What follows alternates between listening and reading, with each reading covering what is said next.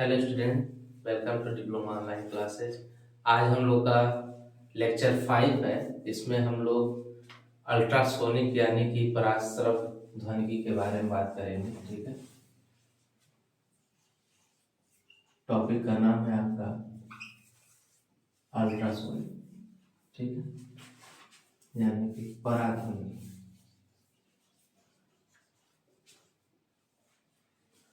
पराध्वनिकी का क्या मतलब है? तो पराध्वनिकी का मतलब है पराश्रव्य तरंगों के अध्ययन को हम लोग पराध्वनिकी कहते हैं। ठीक है, अब ये होता क्या है पराश्रव्य तरंग, इसे हम लोग बाद में देखेंगे। ठीक है, पहले क्या लिखेंगे? The study of ultrasonic wave is known as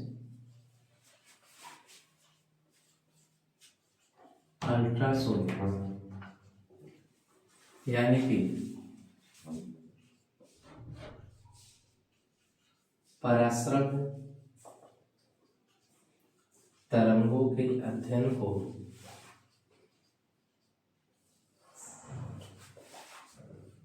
पराध्वनिकी कहते हैं।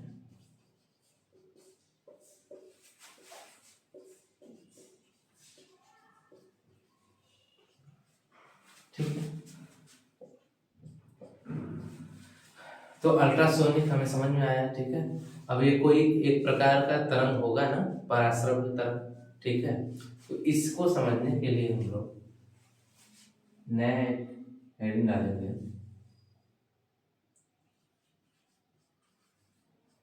आवृत्ति के आधार पर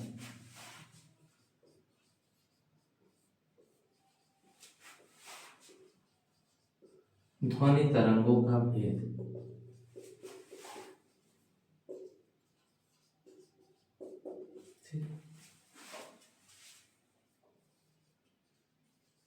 kinds of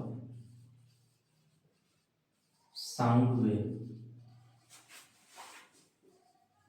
on the basis of frequency. ठीक, फ्रीक्वेंसी क्या होता है सबको पता है? हाँ, फ्रीक्वेंसी हमने बताया था ना कि किसी भी तरंग का एक सेकेंड में जितने आवर्त कंप्लीट होते हैं, यानी कि जितने बार वो वाइब्रेट करता है, अपना आवर्त पूरा करता है एक सेकेंड में, वही उसकी क्या होती है? आवृत्ति होती है ना। जैसे कोई तरंग चल रहा है, ऊपर नीचे चल रहा है ना, चाहे कोई तरंग कैसे चल रहा है, आगे पीछे होकर के, है ना, ऐसे चल रहा है ना। तो एक आवर्त अपना कंप्लीट करने में, मान लीजिए यहाँ से, यहाँ बीच से, ये बीच एक लाइन में यदि बना लिया जाए, ठीक है, तो बीच से ऊपर गया, फिर नीचे आया, फिर यहाँ पे आया, एक अपना इन्होंने आवर्त कंप्लीट कर लिया। ठीक है, ऐसे ही फिर ऊपर गया, नीचे गया, फिर यहाँ पे दूसरा आवर्त कंप्लीट किया, तीसरा आवर्त कंप्लीट किया, चौथा आवर्त। एक सेकेंड में वो जितने आवर्त अपना पूरा कर ले, वही उसका क्या होता है? आवृत्ति होता है। ठीक है, आवृत्ति को हम लोग यन से या न्यू से रिप्रेजेंट करते हैं। ठीक, ये है आवृत्ति। ठीक है, फ्रीक्वेंसी, इसका मात्रक क्या होता है? तो आवृत्ति का मात्रक होता है हर्ट्ज। ठीक है, हर्ट्ज। ठीक है, ये आवृत्ति का मात्रक होता है। तो इसी आधार पर यदि हम लोग एक साउंड वेव का एक डायग्राम बनाए, ये मान लीजिए है आपका 20 हर्ट्ज, यहाँ है मान लीजिए 20,000 हर्ट्ज, यहाँ पे है मान लीजिए 2 मेगा हर्ट्ज। ठीक है, ऐसे 200 मेगा हर्ट्ज, है ना, ऐसे बढ़ता जाएगा, इधर भी ऐसे घटता जाएगा ना। ठीक, तो इसके बीच में ये जो 20 हर्ट्ज से लेकर के 20,000 हर्ट्ज तक के बीच में जितने भी साउंड आएंगे, उन सब को हम लोग बोलते हैं श्रव्य। श्रव्य ध्वनि यानी कि ऑडिबल साउंड।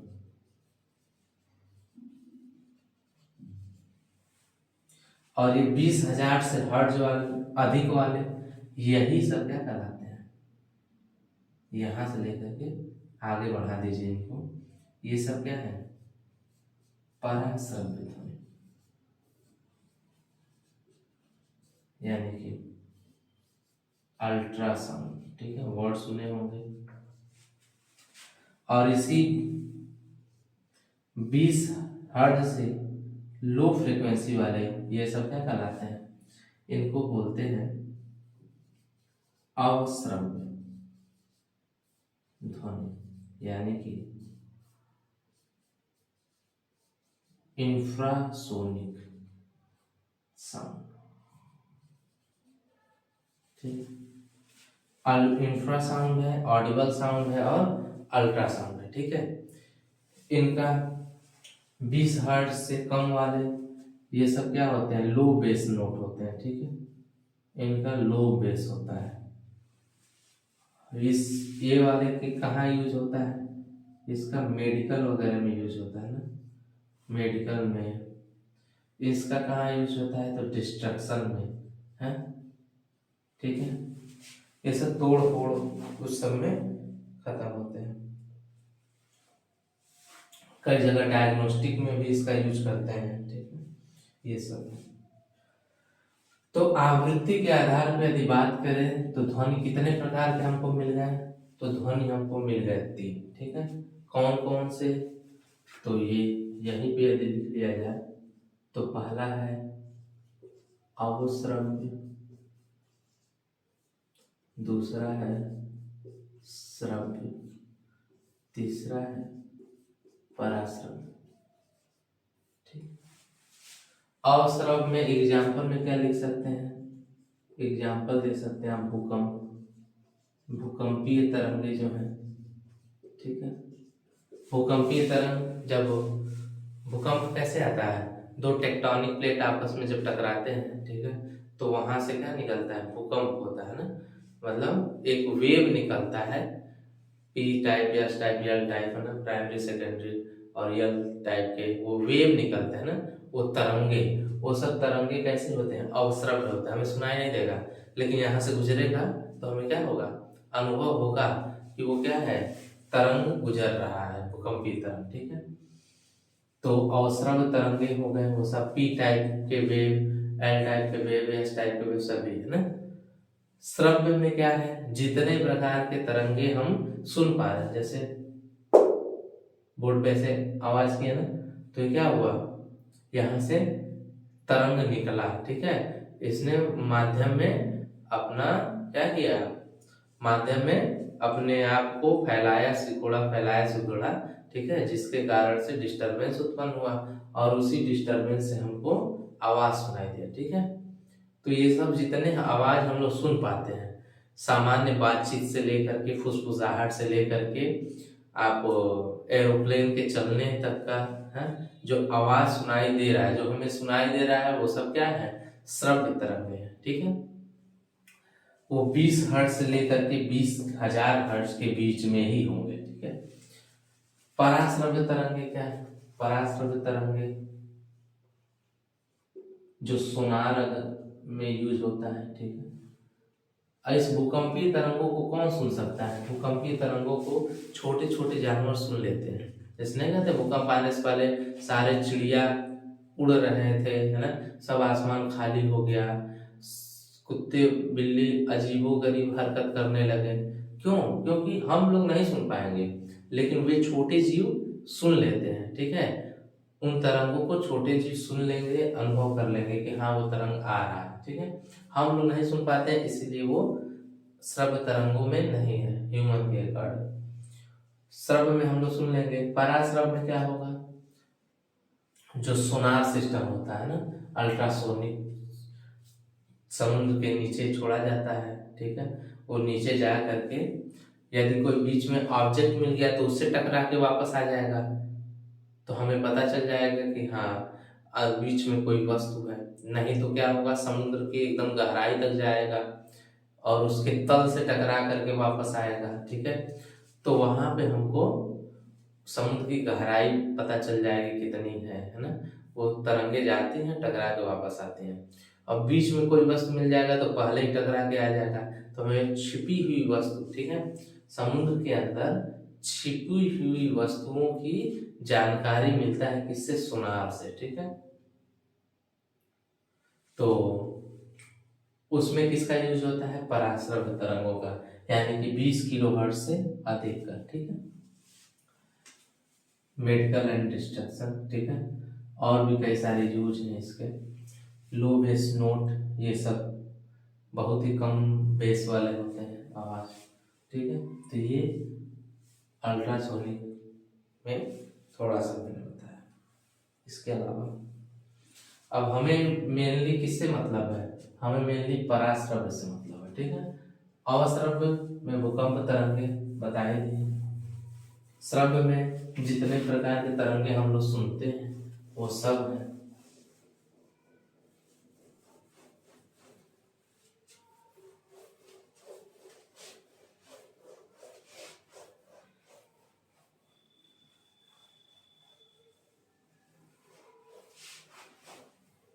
ठीक है, तो यहाँ पे हम लोग क्या लेंगे, केवल और केवल, या सबको एक साथ लाइन से लिख लेते हैं ना। पहला लिखते हैं हम लोग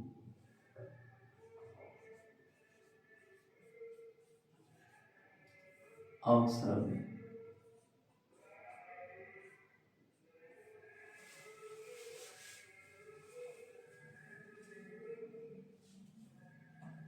यानी कि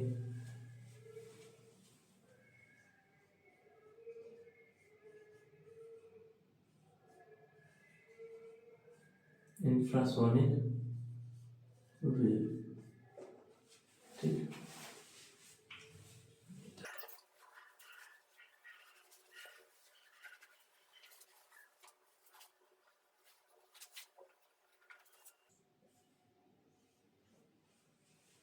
क्या लिखेंगे, वे तरंगे जिनकी आवृत्ति 20 हर्ट्ज से कम होती है, ठीक है। क्या लिखेंगे,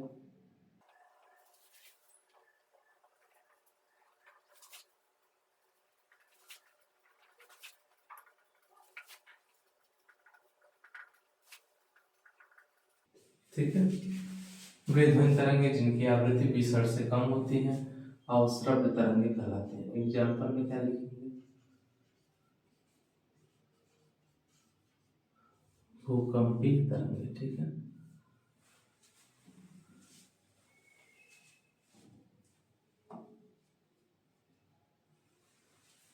क्या लिखेंगे,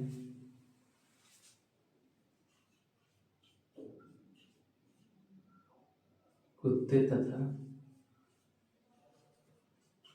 छोटे जानवर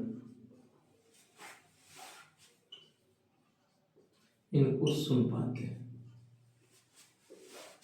ठीक है। हम लोग नहीं सुन पाएंगे, ये सब सुन पाते हैं, ठीक है। इसमें कौन कौन सा वेव होता है, पी वेव, एस वेव और एल वेव, ठीक है। ये सब भूकंपी तरंगे हो गए। दूसरा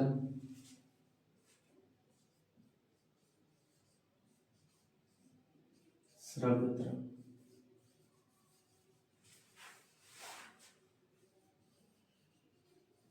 ऑडिबल साउंड, ठीक।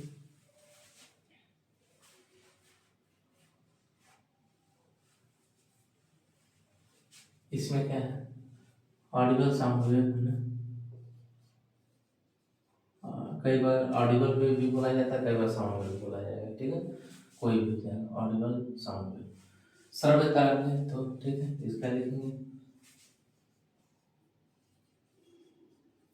वेद तरंगे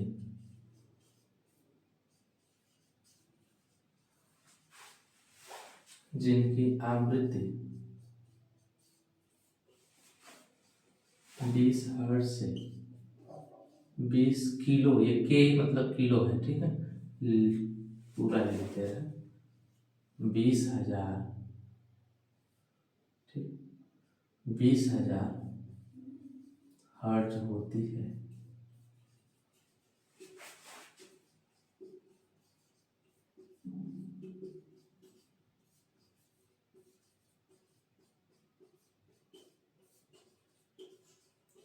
श्रव्य तरंग कहलाती है। ठीक, एग्जाम्पल में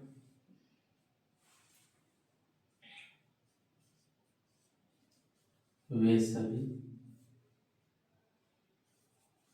आवाज जो हम सुन पाते हैं, कौन कौन से? फुसफुसाहट यानी विस्परिंग, ठीक है, सामान्य बातचीत,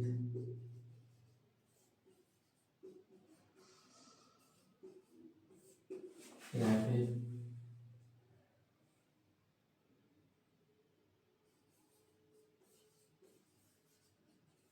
कारखानों से निकली ध्वनि,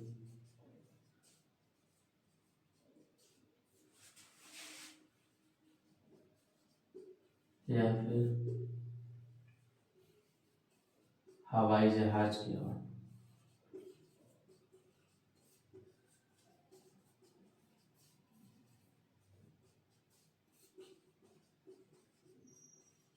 ठीक है, इन सबको हम लोग सुन पाते हैं ना, ये सब क्या है? ये सब ऑडिबल वेव है। ठीक है, तीसरा क्या है?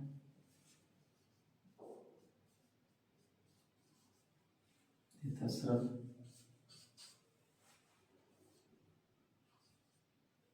तीसरा है पराश्रव्य तरंग।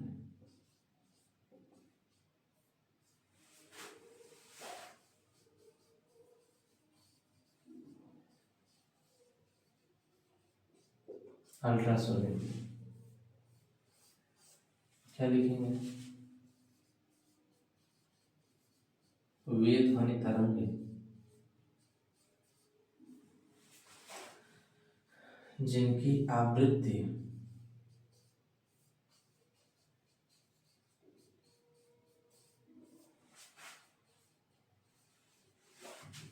20,000 हर्ट्ज से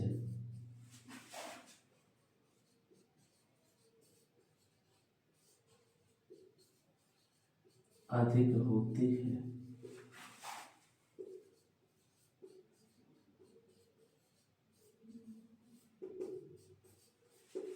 पराश्रव्य तरंगे।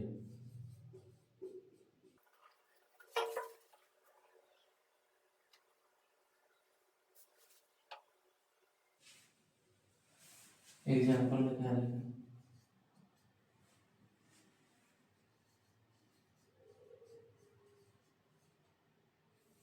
चमगादड़ द्वारा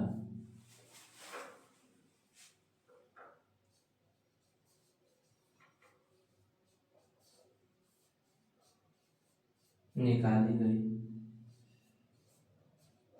तरंग, और कौन सा? सोनार। ठीक है,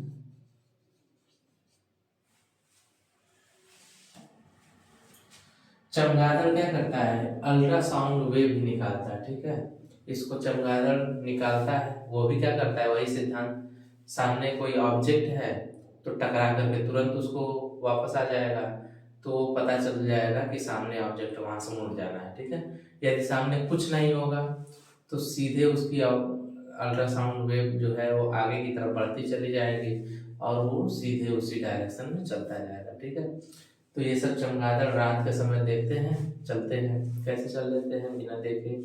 तो अपने अल्ट्रासाउंड वेव से। ठीक है, अल्ट्रासोनिक वेव भी निकालते हैं, प्रोड्यूस करते हैं, वो सामने उसको नेविगेशन में सहायता करता है। ठीक है, रास्ता दिखाता है कैसे उसको चलना है। इसको भी छोटे जीव जंतु सुन लेते हैं, हम लोग नहीं सुन पाते हैं। ठीक है,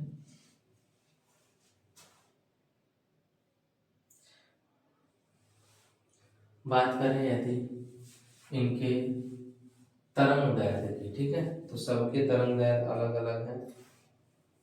और श्रव्य के तरंग दैर्ध्य कितने हैं?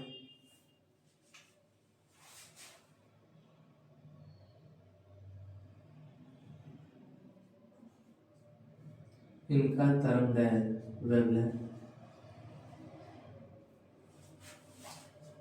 16.5 मीटर से अधिक होता है। ठीक है, 16.5 मीटर से अधिक उसका तरंगदैर्घ्य है। ऑडिबल का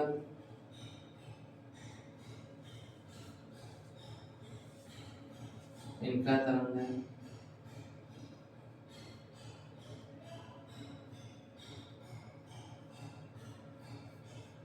16.5 मीटर से 1.6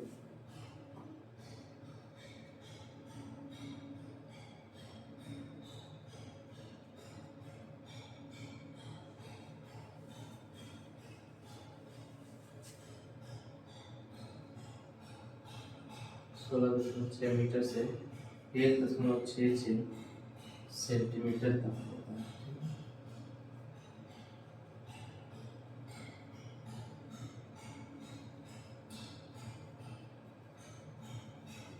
इनका क्या होगा?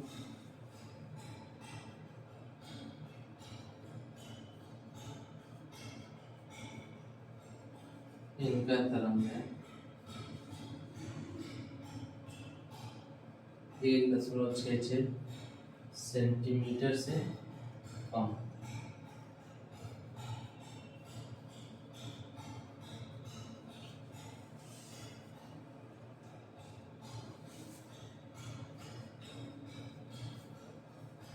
ठीक है, यहाँ पे क्या हम लोग देख रहे हैं, जो फॉर्मूला हम लोग एक पढ़े थे v equal to nu lambda, उसमें न्यू क्या था? न्यू था आवृत्ति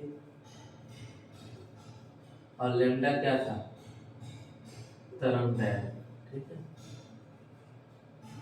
न्यू थी फ्रीक्वेंसी और ये था वेवलेंथ।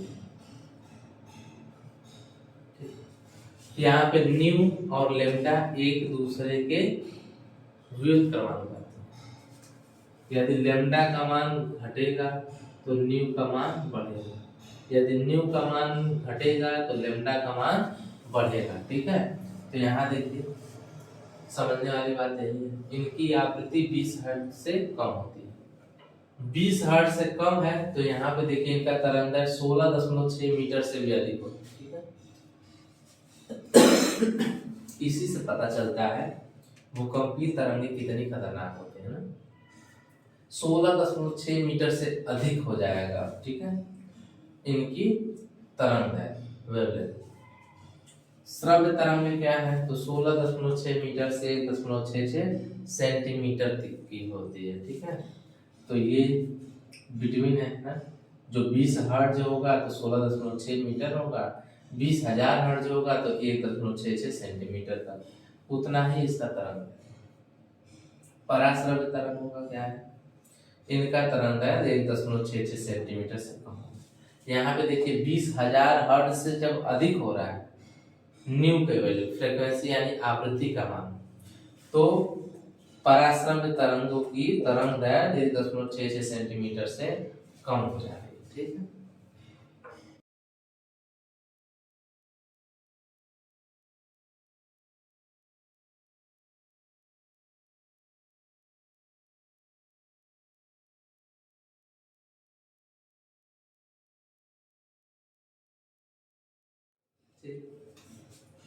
मेनली हम लोग फोकस करते हैं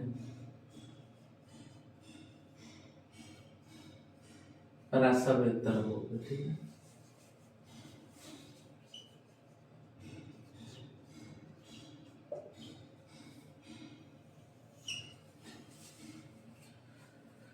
तो पराश्रव्य तरंगों के बारे में आप क्या कह जाएंगे?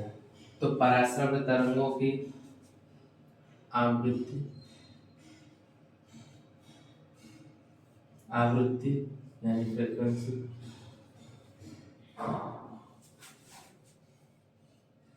हो गया 20,000 हर्ट्ज से अधिक। इनकी तरंगदैर्घ्य क्या हो गई? इनकी तरंगदैर्घ्य यानी वेवलेंथ हो गया इसका 1.66 सेंटीमीटर से कम। ठीक, तो इनकी सूक्ष्मता देखिए कितनी कम हो गई। ऑडिबल वेव जो होती है, जो श्रव्य तरंगे होती हैं, उनकी 16.6 मीटर से 1.66 सेंटीमीटर तक उसकी तरंगदैर्घ्य होती है। इसकी तरंगदैर्घ्य देखिए 1.66 सेंटीमीटर से भी कम हो गई। इतनी इसकी सूक्ष्मता के कारण इसकी प्रॉपर्टी, ये जो लाइट वेव है, ठीक है, यानी कि प्रकाश तरंग है, इसके समान हो जाती है, ठीक है। तो इसकी प्रॉपर्टी जो है प्रकाश के समान हो जाती है, इसके गुण, ठीक है। तो इसीलिए इसका उपयोग हम लोग कहाँ करते हैं, इसका उपयोग सोनार सिस्टम आदि में करते हैं, मेडिकल टर्म में भी यूज करते हैं, ठीक है। चूंकि हम लोग को हमारी आवृत्ति सुनने की ही क्षमता है 20 हर्ट्ज से 20,000 हर्ट्ज, ठीक है। इसके बाहर का हम लोग, इससे कम का और इसके ज्यादा का हम लोग सुन ही नहीं पाते हैं, जिसको हम लोग बोलते हैं श्रवण देहली, ठीक है। जितना हम लोग, मानव का कान जो श्रवण इंद्रियां हैं, जितना सुन सकते इतना ही सुन सकती है, इससे अधिक हम लोग सुन नहीं पाते हैं। इसीलिए इसको हम लोग क्या बोल देते हैं, पराश्रवता बोल देते हैं, ठीक है। आवृत्ति इसका 20,000 से अधिक, 20,000 हर्ट्ज से अधिक हो जाएगा, ठीक है। अब इनको हम लोग क्या करेंगे, प्रोडक्शन देखेंगे, ठीक है। तो क्या लिखेंगे, पराश्रव ध्वनि का उत्पादन,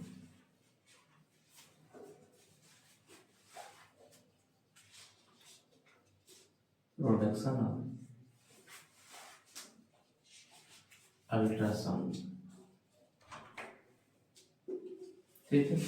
तो पराश्रव ध्वनियों को हम लोग किन किन तरीकों से उत्पादन कर सकते हैं, तो इसके 3 हैं, और एक चौथा एक यंत्र द्वारा है। कौन कौन सा लिखेंगे, यांत्रिक जनित्र, दूसरा 4 द्वारा होगा, दूसरा विद्युत जनित्र, तीसरा चुंबकीय,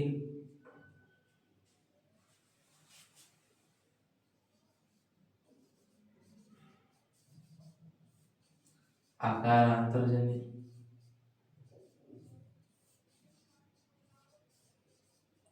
चौथा थोड़ा इंपॉर्टेंट है,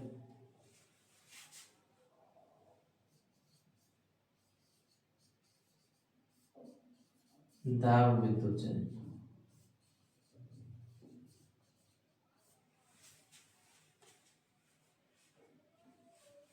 पहला क्या है, मैकेनिकल जनरेटर, दूसरा क्या है, इलेक्ट्रिकल जनरेटर, तीसरा क्या है,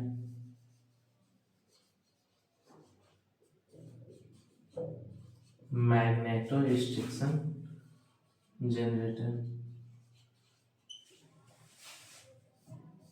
तीसरा क्या है,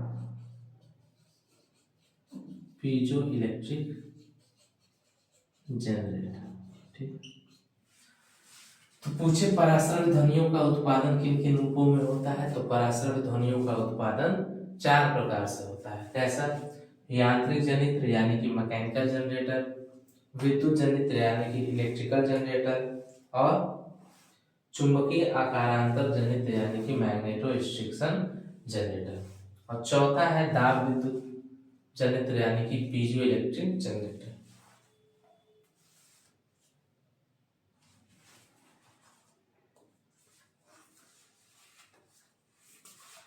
ठीक है। यांत्रिक जनित्र में क्या होता है, तो इसमें छोटे छोटे स्वरित्रों द्वारा, ठीक है, 90,000 कंपन प्रति सेकंड तक की पराश्रव्य तरंगे उत्पन्न किए जाते हैं, ठीक है। इसमें करते कैसे हैं, कांच की छड़ को उसकी लंबाई के समांतर दिशा में वाइब्रेट करके इसको उत्पन्न करते हैं, ठीक है। विद्युत वाले क्या करते हैं, तो भिन्न भिन्न आवृत्तियों को मिश्रण करके हम लोग विद्युत जनित्र की सहायता से उत्पन्न करते हैं, ठीक है। चुंबकीय आकारांतर में क्या करते हैं, तो चुंबकीय क्षेत्र में जब किसी भी बॉडी को रखा जाता है तो उसके अंदर कुछ चेंजेस होते हैं, ठीक है। उन चेंजों का, ठीक है, आणविक पुनर्व्यवस्था के कारण उसके लंबाई में जो परिवर्तन हो जाता है, उसके कारण से जो हम लोग उत्पन्न होता है तरंग, उसको हम लोग परासरवित तरंग कहते हैं, ठीक है। उससे हो गया। अब पीजो इलेक्ट्रिक वाले में, दाब विद्युत में हम लोग क्या करते हैं कि जब दो तलों को, ठीक है, आपस में अपोजिट चार्ज किया जाता है, ठीक है, तो उसके बीच में एक अल्ट्रासाउंड वेव उत्पन्न होता है, ठीक है। तो मैकेनिकल वाला क्या हो गया, विद्युत वाले, मैकेनिकल यानी यांत्रिक वाले में कांच की राड को वाइब्रेट करा करके, ठीक है, 90,000 कंपन प्रति सेकेंड निकाला जाता है, ठीक है, वो पराश्रवित ध्वनि होता है। विद्युत वाले में विभिन्न छोटे छोटे स्वरित्रों को, ठीक है, आपस में वाइब्रेट करा करके ध्वनि निकाला जाता है, ठीक है। स्वरित्र मतलब ये ट्यूनिंग फॉर्क, ठीक है, ट्यूनिंग फॉर्क ऐसा लेग जैसा बनता है, ठीक है, ऐसे, ठीक है, कई सारे ट्यूनिंग फॉर्क होते हैं, उसको आपस में इलेक्ट्रिकली चार्ज करके उसको हम लोग अल्ट्रासाउंड प्रोड्यूस करते हैं। चुंबकीय घनांतर मतलब मैग्नेटिक फील्ड में रख करके जो हम लोग उत्पन्न करते हैं। दाब विद्युत वाले में, पीजो इलेक्ट्रिक में जो दो तलों को, ठीक है, विजातीय मतलब कि अपोजिट चार्ज दे करके, ठीक है, डिफरेंट डिफरेंट चार्ज दे करके हम लोग इसका निकालते हैं, उसके अंदर से अल्ट्रासाउंड।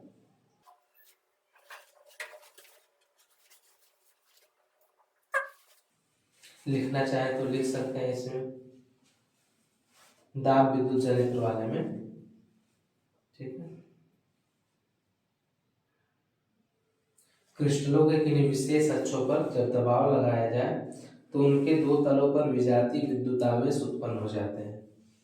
कुछ दिनों बाद इन्हीं के द्वारा इसके विपरीत प्रभाव का भी आविष्कार किया गया, और जब क्रिस्टलों की लंबाई में परिवर्तन हो जाए, इसी घटना को दाब विद्युत प्रभाव कहते हैं, ठीक है। तो इसके स्वाभाविक आवृत्ति से कंपित करने के लिए हम विद्युत परिपथ के द्वारा उसे उत्तेजित करते हैं। अब विद्युत परिपथ के आवृत्ति क्रिस्टल के आवृत्ति के यदि बराबर हो जाता है तो क्रिस्टल रेजोनेंट यानी कि अनुनादित कंपन करने लगता है, जिससे हमें अल्ट्रासाउंड यानी कि पराश्रव्य तरंगें प्राप्त होती है, ठीक है। अब इसे कैसे डिटेक्ट करते हैं, तो डिटेक्टर के बारे में देख लिया जाए।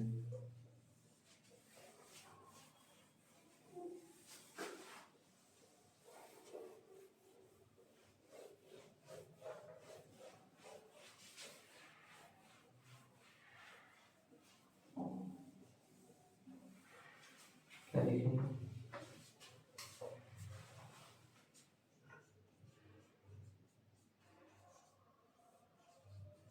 पराश्रव्य ध्वनि के परिचायक,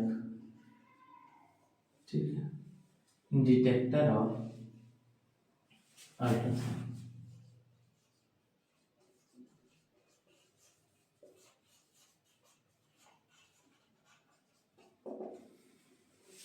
पराश्रव्य ध्वनि उत्पन्न हो गया, ठीक है, कौन कौन उसे डिटेक्ट कर सकता है, ये भी 4 प्रकार के हैं।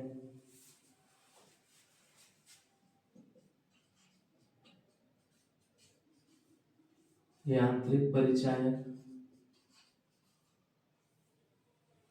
दूसरा ऊष्मीय परिचायक, तीसरा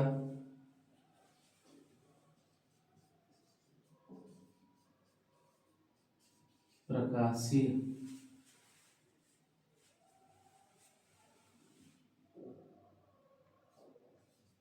परिचायक, और चौथा विद्युत परिचायक, ठीक है। मैकेनिकल,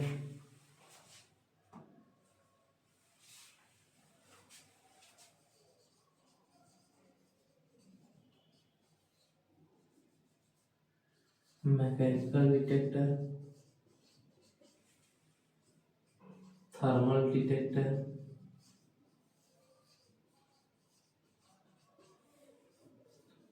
लाइट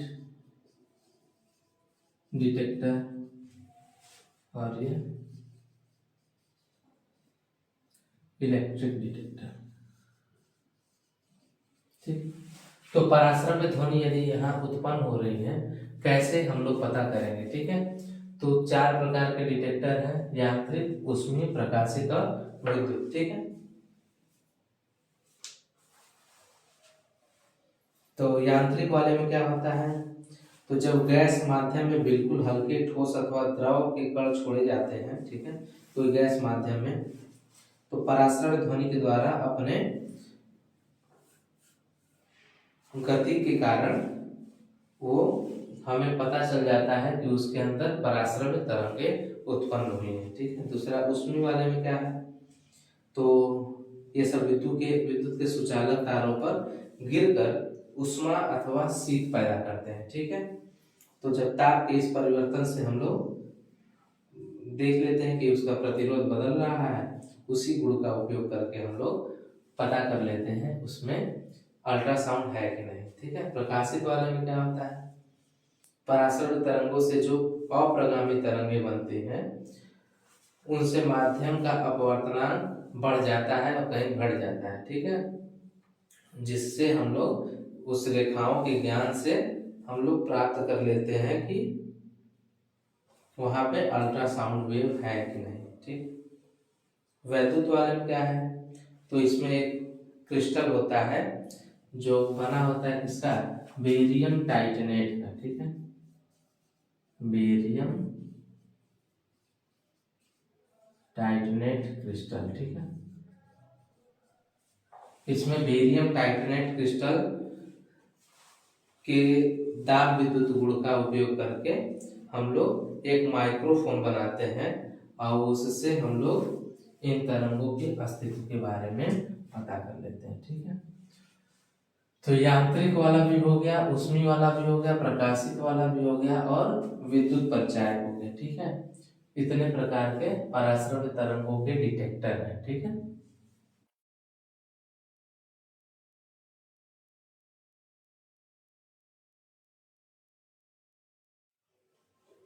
चौथा क्या है? नेक्स्ट,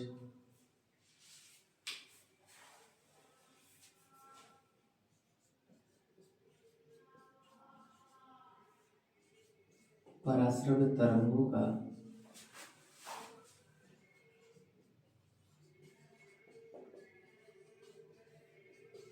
अभियांत्रिकी एवं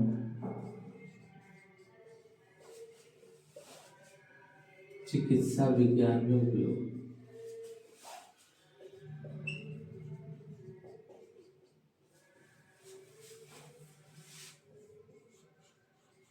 यूजेज ऑफ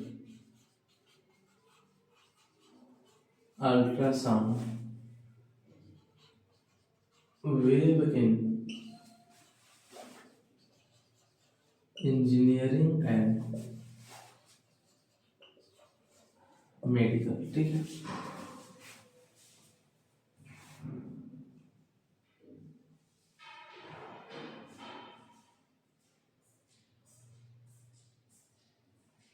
कौन कौन से होता है?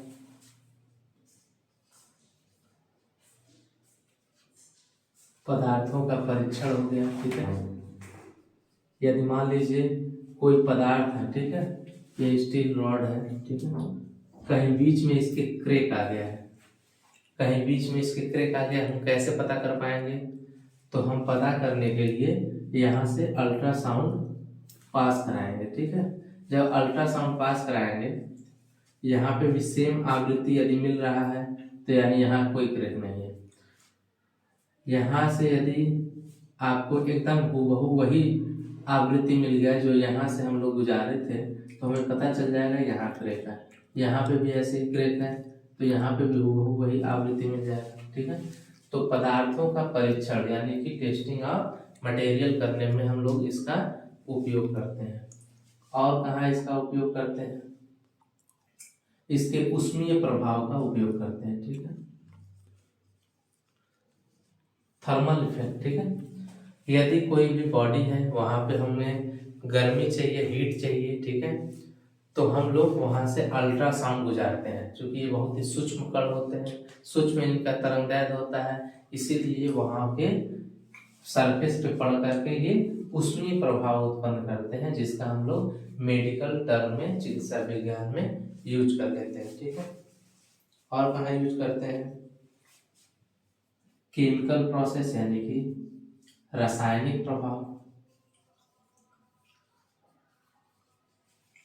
कई ऐसे तरल होते हैं, लिक्विड होते हैं, जो कुछ समय तक उसको बचा के रखना होता है, ठीक है, तो वहां पे हम लोग अल्ट्रासाउंड वेव को गुजारते हैं, जिससे कि उसके अंदर के बैक्टीरिया वगैरह नष्ट हो जाते हैं। और क्या होता है, वो तरल केमिकल अधिक लंबे समय तक रहता है। चौथा क्या है, ठीक है, कोगुलेशन में, ठीक है, अवक्षेपण में।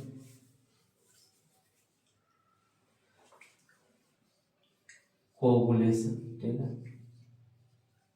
यदि मान लीजिए कोई एक ऐसा फ्लूइड है जिसे हम लोग अवक्षेपित कराना चाहते हैं, एक जगह उसको इकट्ठा करना चाहते हैं, कोगुलेट कराना चाहते हैं, तो वहां पे भी क्या करते हैं, अल्ट्रासोनिक वेव को प्रोड्यूस करते हैं। अल्ट्रासोनिक वेव के कारण वहां पे अवक्षेपण उत्पन्न हो जाता है। और कहाँ करते हैं? जैविक प्रभाव में, ठीक है। बायोलॉजिकल इफेक्ट, बायोलॉजिकल इफेक्ट क्या होता है, तो जैसे मछली, मेढक, ये सब तरंगे हैं, ये यदि इनको मारना है, ठीक है, तो यदि हमको किल करना है कहीं से, तो हम लोग वहां से अल्ट्रासाउंड वेव प्रोड्यूस करा देंगे, ठीक है। अल्ट्रासाउंड वेव जैसे ही वहां से गुजरेगा, वो छोटे जीव, मछली, मेढक आदि की मृत्यु हो जाती है, ठीक है। तो इसमें लिख सकते हैं, ठीक है, छोटे जीव जैसे बैक्टीरिया, ठीक है,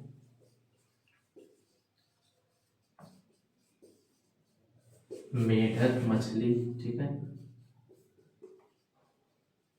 मछली पर इनका प्रभाव दिखता है, ठीक है। छोटे जीव यदि हम खत्म करना चाहते हैं, जीवाणु खत्म करना चाहते हैं कहीं से, तो वहां से अल्ट्रासाउंड वेव हम लोग पास करा देते हैं, जिससे क्या होता है, वो सारे मर जाते हैं, ठीक है।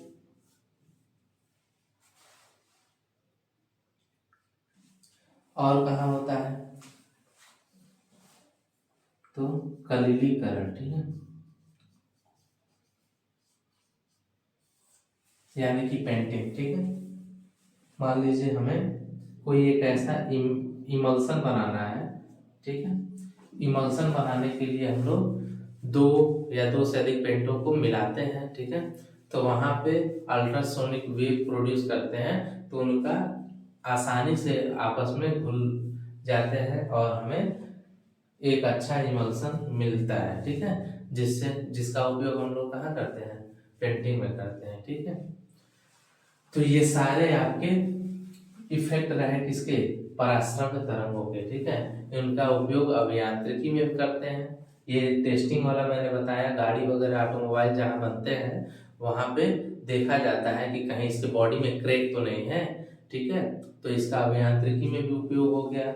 और ये इसका ऊष्मीय प्रभाव, थर्मल इफेक्ट करके भी उसका उपयोग कर लेते हैं इंजीनियरिंग में, ठीक है। और कहाँ, और ये जो चिकित्सा के क्षेत्र में ये सारे उपयोग करते हैं, छोटे जीव, बैक्टीरिया वगैरह को मारना हो, मेढक मछली को मारना हो, उसी हिसाब का अल्ट्रासाउंड वेव प्रोड्यूस करके मारते हैं, ठीक है।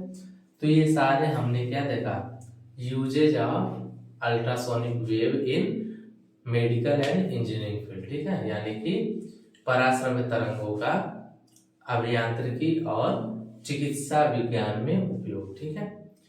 तो आज के लेक्चर में हमने पराश्रव्य ध्वनिकी के बारे में पढ़ा, यानी अल्ट्रासोनिक के बारे में पढ़ा, ठीक है। अल्ट्रासोनिक के बारे में हमने जाना, आवृत्ति के आधार पे कितने प्रकार के ध्वनि होते हैं, तीनों जाना, अवश्रव्य, श्रव्य और पराश्रव्य, ठीक है। उसके बाद हमने अवश्रव्य ध्वनियों को, पराश्रव्य ध्वनियों को उत्पन्न करने की विधि के बारे में जाना, ठीक है। 4 प्रकार की विधियां हमने देखी, ठीक है, यांत्रिक विधि उसमें, और ये सारे विधि देखे, पीजो इलेक्ट्रिक यानी दाब विद्युत विधि देखे। फिर हमने डिटेक्टर के बारे में जाना, परिचायक के बारे में, पराश्रवित ध्वनियों को कौन कौन डिटेक्ट करता है, ठीक है, तो वो चारों प्रकार के हमने उसके डिटेक्टर के बारे में भी जान लिया। और अभी हमने क्या देखा, पराश्रवित तरंगों को कैसे हम लोग डेली लाइफ में यूज करते हैं, ठीक है, मतलब इंजीनियरिंग और मेडिकल फील्ड में, ठीक है। तो ये सारे हम लोग अल्ट्रासोनिक के बारे में जान लिए। नेक्स्ट टॉपिक, ये मतलब थियरी का पहला यूनिट समाप्त हुआ, ठीक है। नेक्स्ट हम लोग लेक्चर में इससे रिलेटेड न्यूमेरिकल देखेंगे, ठीक है। Okay, thank you class.